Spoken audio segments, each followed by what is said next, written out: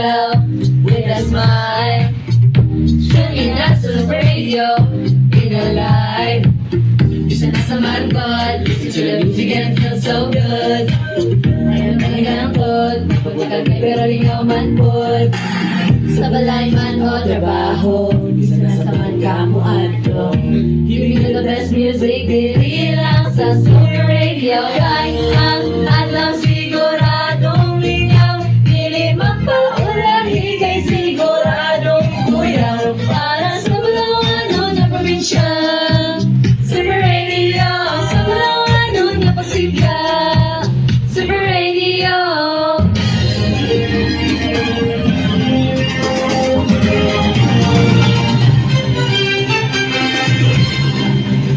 Broadcasting live from Monte Vista DTO, Smart Young Patrollers in action!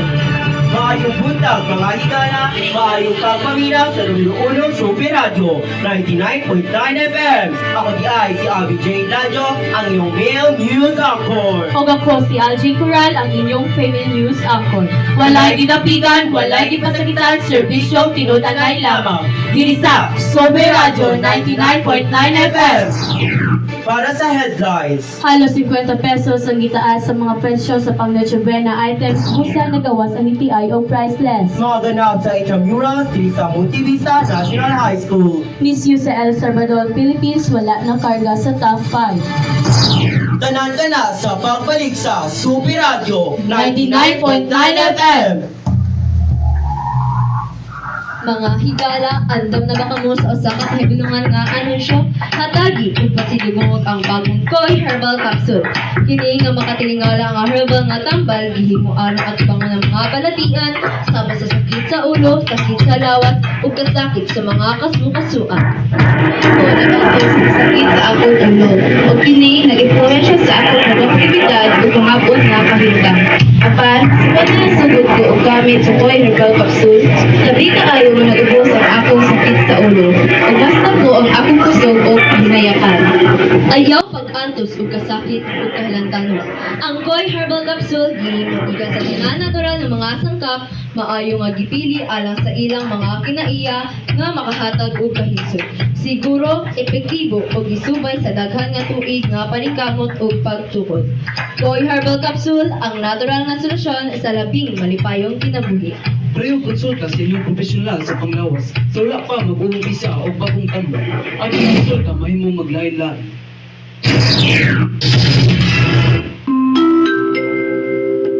Time check, 10 a.m. Ang oras na ito ay hatid sa inyo ng Koi Herbal Capsule.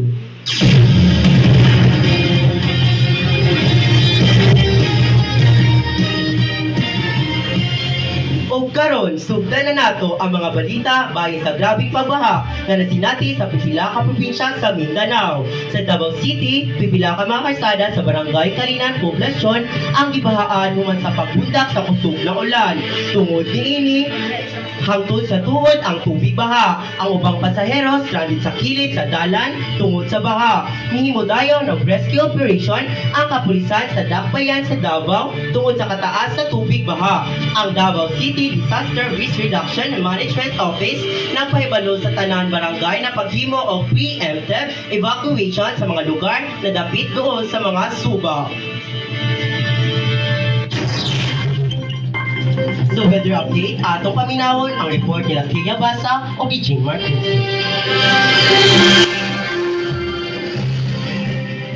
Bahin sa weather update, mag-ulan gihapon sa dakong bahin sa nasod. Tungod kini sa shoreline o amihan. Ingon pa sa pag-asa, direktang tatamaan sa shoreline ang Bicol Region, Quezon, Oriental Mindoro, Marinduque o Palawan. Mauusab sa Aklan, Capiz, Northern Samar, Samar o Eastern Samar. Dinhi nagtagpo ang init ug bugnaw nga hangin nga nagporma sa shoreline ug nagdala og kusog nga ulan. Ug Northeast Monsoon ang inungdan sa pag-ulan sa Batanes, Cagayan, Isabela ug Metro Manila, samtang localized thunderstorm sa ubang bahin sa nasod.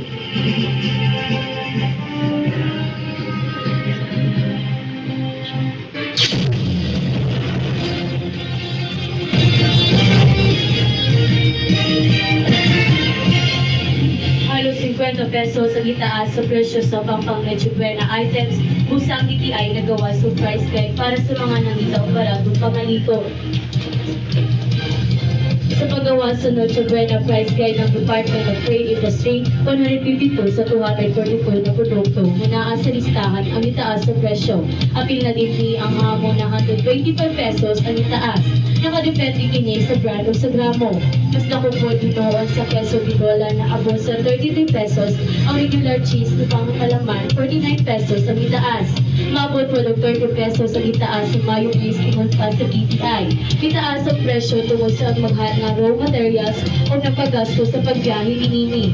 Dilipod ko noon nila makontrol ang presyo kay tungod wala nila nasakop ang suggested retail price sa mga manufacturers. O dilipod hinoon mo lang ang DTI sa pag-iistorya sa mga manufacturers para pagmintar sa mga presyo sa mga produktong itaas samtod na human ang 2023.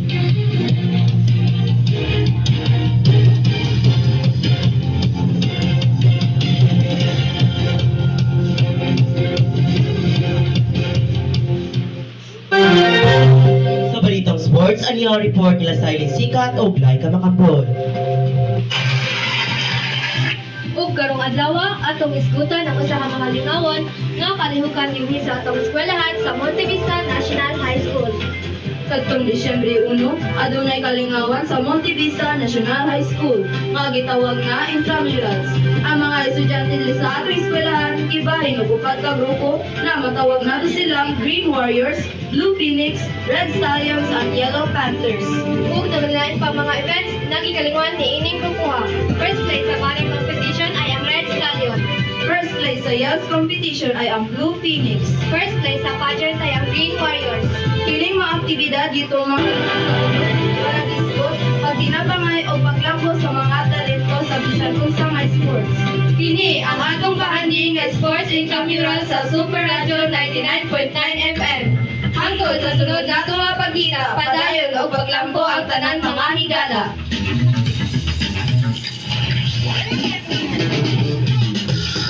Coffee lover ka ba pero ang kape dili ganahan sa imuha? Muhapdos imong kuto-kuto, maglisod pag-inhawa, basi acidic ka. Ilisi ka na imong kape higala. Kini ang non-scorn coffee. Ang non-scored coffee, puno sa bitaminang minerals, malikaya ng colon cancer, hemorrhoid, kung almoranas, pabalikon sa immune system, bubugong sa anemia, high body cholesterol, depende sa Alzheimer disease, diabetes, and hypertension, magkatabang sa katinaw sa pananaw, o mapahami sa putis, malikayan ang cardiovascular disease, o mapalikod sa kapupugan. O di ba? Non-scorn coffee. Daghang sakit maalibyuhan. Daghang sakit ang matabangan. Non-scorn coffee. Magkapit ka na, himsog ka pa. Non-scorn Kapalit sa mga butika nationwide. Time check, 10:45 p.m. Ang oras nito hatid sa inyo ng non-scored coffee.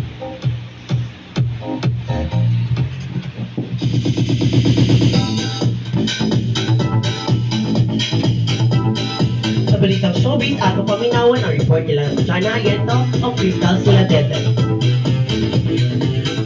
Wala napapili, wala nagpaulahi, o wala nagpaluping si Miss Universe Philippines Michelle D. sa 72nd Miss Universe sa El Salvador niadtong November 19, 2023. Sa intro pa lang ni standout na si MMT. Mas napangag lang nga ni Michelle ang gandang Pinoy pagsulod niya sa top 20. O sa swimsuit round, makamandag garang pagpakita sa Pinay Beauty Queen. Pagabot sa top 10 announcement, ikaunog kung nagitawag si Michelle kauban sa syagit sa Pinoy fans. Sa evening gown competition, elegante kayo tanawos si Michelle sa iyang Apo Wangod inspired gown.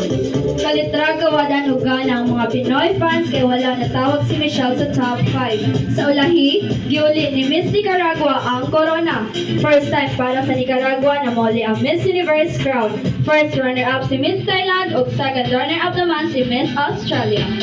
Pero pipila sa mga fans ug friends ni MMD parehas si Rian Ramos dili kumbinsido sa resulta. Sa Instagram, ipakita niyang pipila ka mga comments o posts na pura daw kay something fishy sa announcement sa top 5. Kay kalit daw ni Daga na ng isa ka staff sa panel kay Muratang na ay naitabo Steve Harvey Bowen. Bisan pa man sa mga isyu nga niabot, dili magamay-gamay ang achievement ni Michelle kay bukod top 10 nga nauli niya sa Pilipinas. Sa semifinals daw po si Michelle sa Spirit of the Carnival Award o Voice for Change Gold Award. Diri gihatagan ni Michelle og tingog iyang advocacy para sa autism awareness. Maong bisa wala mauli ni Michelle ang corona, nagpabilin gihapon siya mapasalamaton o malipayon. Sa iyang IG broadcast, nagpasalamat ang Pinay Beauty Queen sa mga Pilipino sa ilang gihatag na suporta o sa pagtaas sa Philippine flag kauban siya. Ug mga kahigala, mao ka na ang atong mga balita karong orasa. Gikan sa radyo, walay ginapikan, walay gipasakitan, serbisyo tinotanay lamang. Diri sa Super Radio 99.9 FM. Ako si Alvin J. Lajo. O ako si Algin Coral. Daghang salamat sa inyong pagsubaybay mga higala. Maayong adlaw kaninyong tanan.